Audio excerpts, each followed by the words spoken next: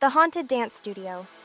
Many decades ago, there was a pair of teenage students who were exceptionally talented in dance. They quickly became the main performers in the school's dance productions.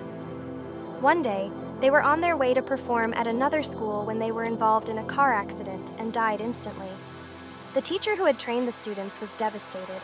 He decided to have a pair of life-sized wax figures made, in the likeness of his two students. He dressed them in full regalia and placed them together in the dance studio. After that, students, teachers, and even janitors in the school began to experience strange things. After 6 p.m., people who walked past or near the dance studio would often see a woman and a man in royal costumes dancing on the roof. Some people even saw someone looking down from the window of the dance studio, but when they went upstairs, there was no one there. In fact, the studio was locked from the outside. One day, a female student told a story about what happened to her and her friends. They were practicing Thai music in the dance studio at around 5 p.m. They had to practice hard because they had a performance in 2 days.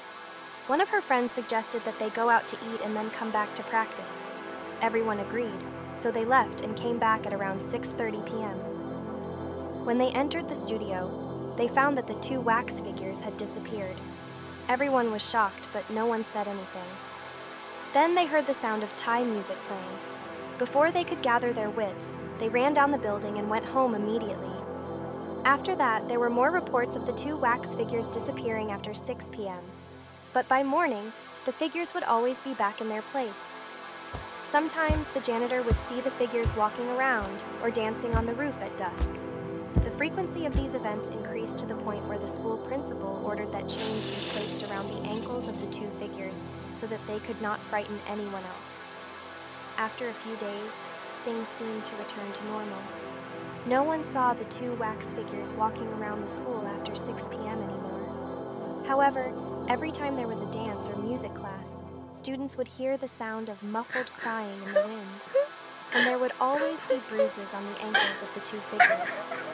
The students and teachers believe that the two wax figures are the ghosts of the students who died in the car accident. They are trying to communicate with the living, but they are unable to do so because of the chains.